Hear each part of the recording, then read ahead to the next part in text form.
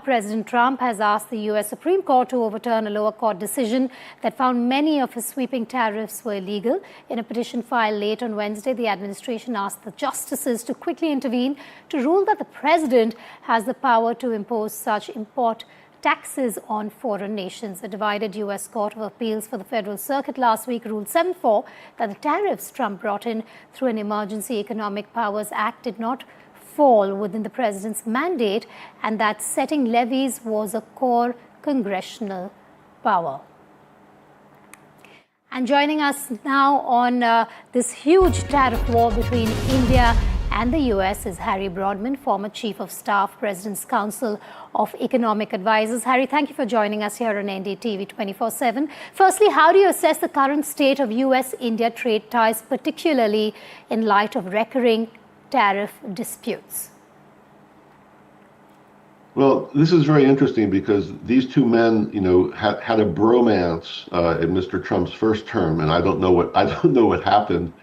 I think the issue for Mr. Trump with any country is that when the U.S. is running a trade deficit with that country, somehow Mr. Trump, who, despite the fact that he went to Wharton, doesn't understand that a trade deficit in and of itself is not an indicator of competitiveness over the long run or how these two large countries should navigate the world trading system to both of their benefits.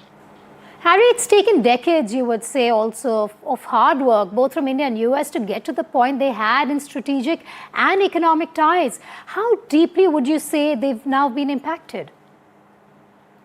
Well, I think on one level they will be deeply impacted in Mr. Trump's mind, and I think Mr. Modi is a very clever politician and a clever leader, frankly, more clever than Mr. Trump is. I think that there will be a way for Mr. Modi and Mr. Trump to come together, recognizing that these are very important nations in the global trading place and in other areas, vis-a-vis other big countries, particularly in the emerging markets, that I think they will begin to warm their relationship back to perhaps where it was prior to these tariff issues that Mr. Trump is hell-bent on. And don't forget, he's not just hell-bent on tariffs with respect to India, but virtually every other country in the world. So I think, when one particular country takes offense at what Mr. Trump says or what he does, they should put it into context that those countries are not alone. So is trade friction then, Harry, a speed bump, or would you say a roadblock in the current Indo-US ties?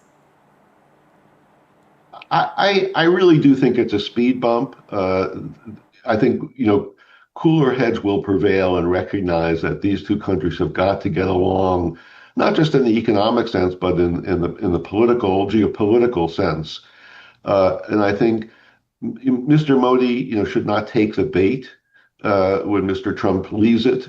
I think, there will be a way, and I think Mr. Modi may want to think about what he can do to just calm Mr. Trump down. I think, he might get a lot of mileage out of that.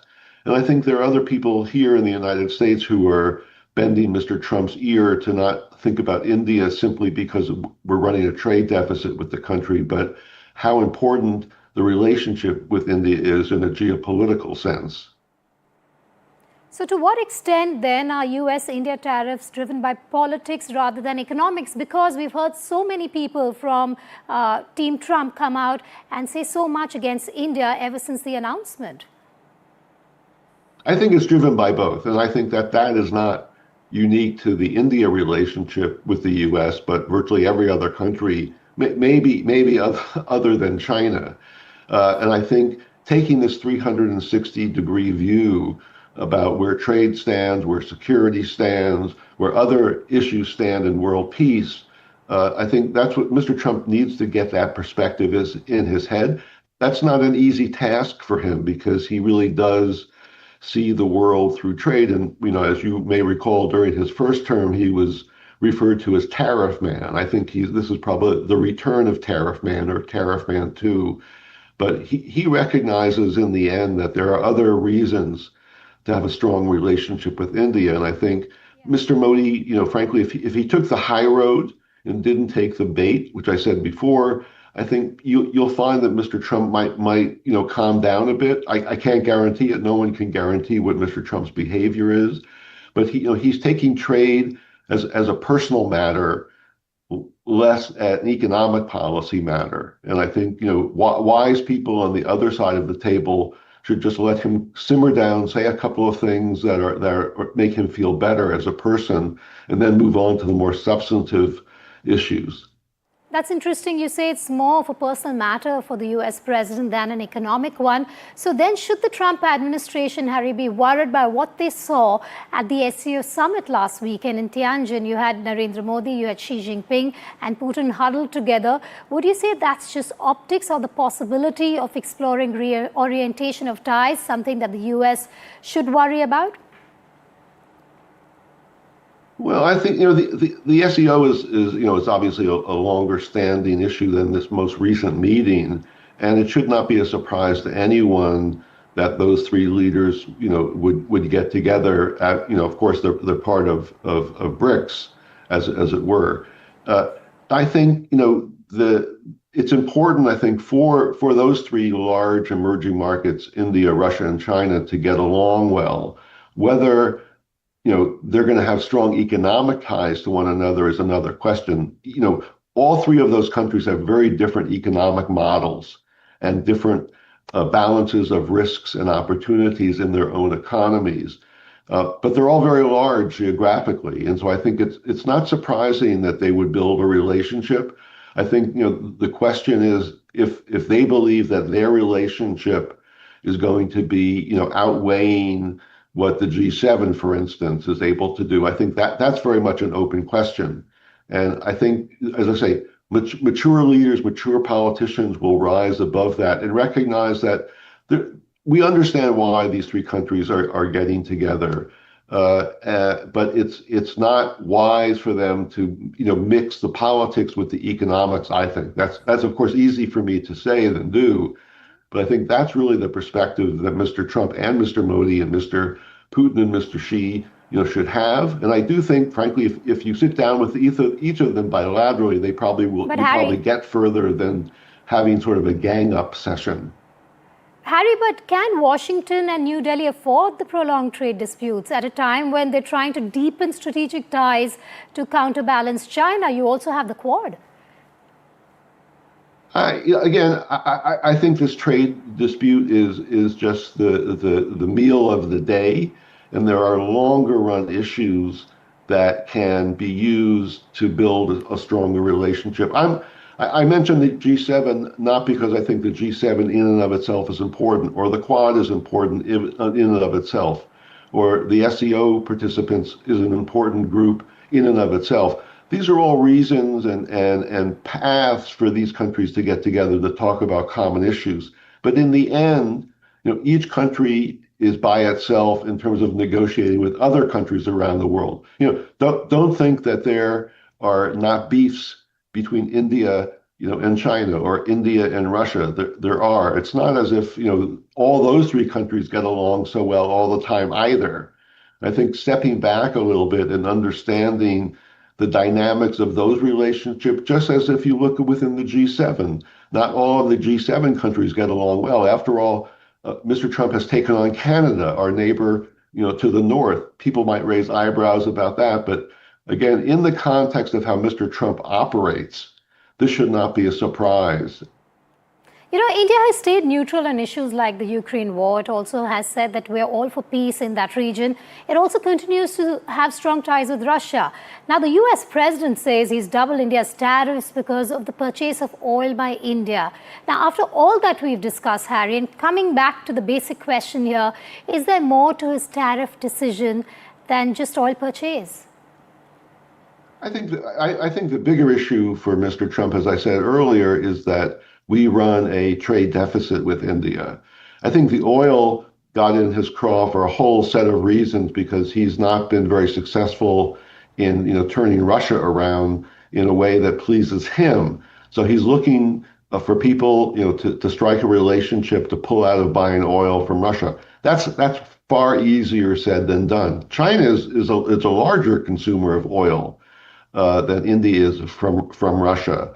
So I think, we need to, unbundle some of these issues and understand why they're important. It would be fanciful to think that India or China would not buy oil from Russia. And more importantly, as someone who spent earlier in his career a lot of time in the oil industry and understands how it works, it's a very complex industry. And and there are very large producers, and it's basically a bathtub of oil. And the question is, whose straw is going to go into that bathtub to seep out the oil? But there are other oil producers around the world that India could make deals with, not just Russia. I think if for instance India were to do that, substitute some Russian oil for oil coming out of Gabon or some other place, I think that would be helpful for Mr. Trump. I'm not advocating that India necessarily do that. I'm just trying to put myself into Trump's head and think, well, what would be a symbolic,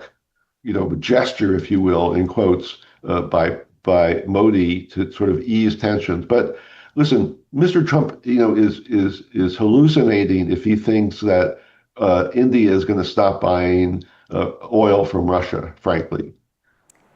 All right, that brings me to my next question, an important one. How do you see the interplay then between defense partnerships and trade tensions? Harry, can one advance really while the other lags?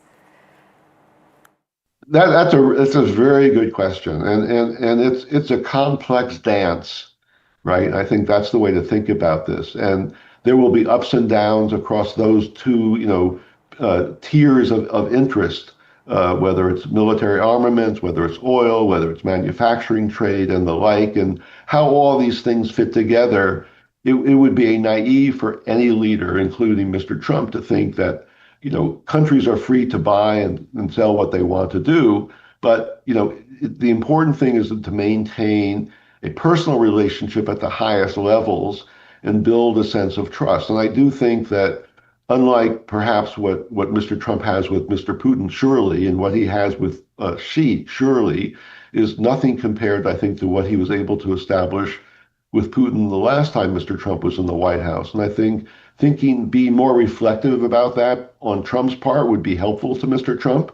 Again, I'm not sure that Mr. Trump is capable of doing that, but that's the way I would assess the situation.